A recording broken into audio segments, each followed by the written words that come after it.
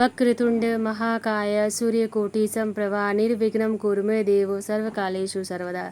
श्री गणेशाय नमः।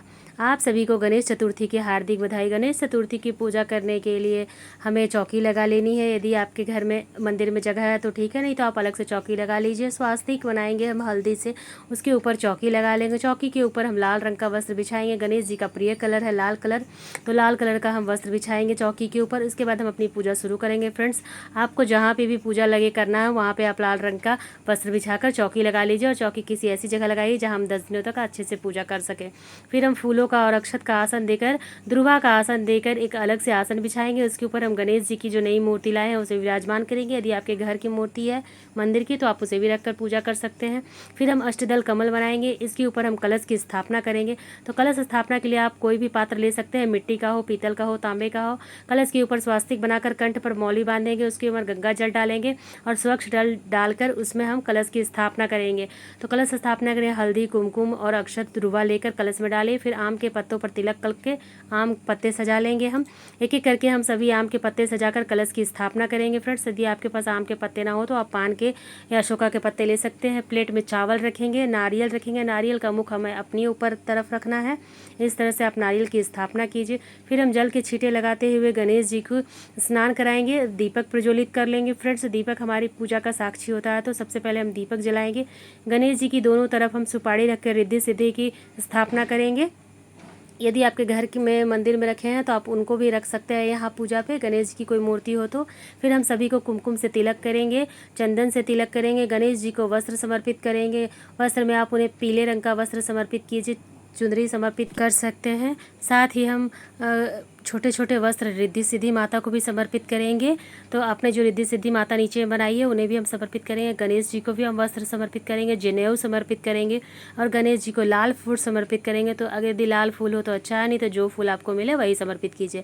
ध्रुवा जरूर समर्पित कीजिए। फ्रेंड्स, गणेश जी को ध्रुवा जरूर चढ़ाई जाती है। साथ में हम नारियल और गुड़ का प्रसाद समर्पित करेंगे, क्योंकि इसके साथ ही हम लड्डू का भोग समर्पित करेंगे, मोदक का भोग समर्पित करेंगे। जो भी आपको यथासंभव हो सके ये सारी चीज़ें आप जरूर समर्पित कीजिए। फल में हम केले का भोग समर्पित करेंगे, ड्राई फ्रूट्स का भोग समर्पित करेंगे।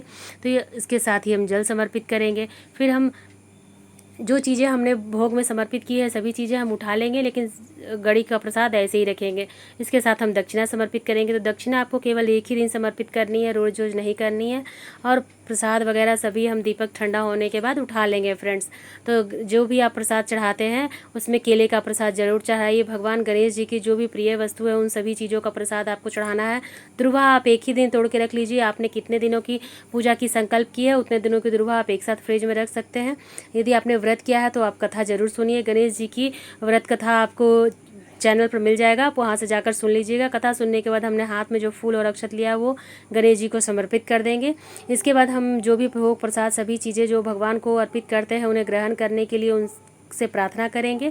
साथ में हमने जो भी भोग प्रसाद के लिए जो भी चीज़ें आप एक्स्ट्रा बनाते हैं, यदि आप घर में कोई सात्विक भोजन बनाते हैं तो वो भी आप समर्पित कर सकते हैं।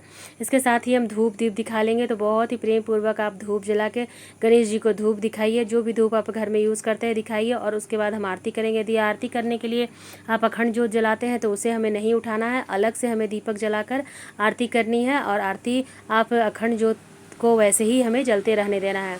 फिर हम आरती कर लेंगे। फ्रेंड्स, तो आरती करने के लिए आप अलग से दीपक जला लीजिए और आरती कीजिए। बहुत ही प्रेम पूर्वक हमें गणेश जी की आरती करनी है।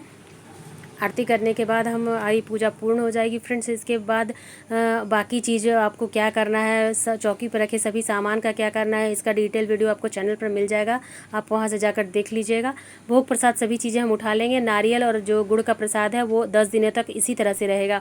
यदि आपने 10 दिनों की चौकी लगाई है तो 10 दिनों तक इसी तरह से रहेगा। उसके बाद हम सभी चीज़ों को हटाएंगे, या फिर आप एक दिन की चौकी लगाते हैं तो उसी दिन अगले दिन आप उठा सकते हैं। चौकी पर सुबह शाम हमें दीपक जलाना है और इनकी पूजा करनी है। शाम को भी दीपक जरूर जलाइए, सुबह तो कम से कम आप जरूर जलाइए। 10 दिनों की यदि आपने चौकी लगाई है तो नियमतः आपको पूजा करनी है। ध्रुवा 10 दिन समर्पित करनी है, और कलश को भी हमें इसी तरह रखना है। जब हम विसर्जन करेंगे तभी कलश को उठाएंगे। फ्रेंड्स, तो इस तरह से आपको गणेश चतुर्थी स्थापना पूजा विधि मैंने बताई है बहुत ही सरल तरीके से। आपको यह वीडियो कैसा लगा मुझे कमेंट करके ज़रूर बताइएगा। फ्रेंड्स, हम महिलाएं घर में तीज त्यौहार व्रत आदि कैसे करती हैं, यह जानने के लिए मेरे चैनल पर बने रहिए फ्रेंड्स। इसके साथ ही हमें चंद्रमा को अर्घ कैसे देना है, चतुर्थी की पूजा विशेष पूजा कैसे करनी है और शाम को चंद्रमा को अर्घ कैसे देना है। यदि चंद्रमा दिखाई ना दे तो आप क्या करें, इसका भी डिटेल वीडियो आपको चैनल पर मिल जाएगा, आप ज़रूर देख लीजिएगा। इसके साथ ही मैं अपना वीडियो समाप्त करती हूँ फ्रेंड्स, फिर मिलते हैं किसी अगले वीडियो में। तो सनातन धर्म से जुड़े सभी वीडियो के लिए मेरे चैनल को सब्सक्राइब कीजिए। जय श्री गणेश।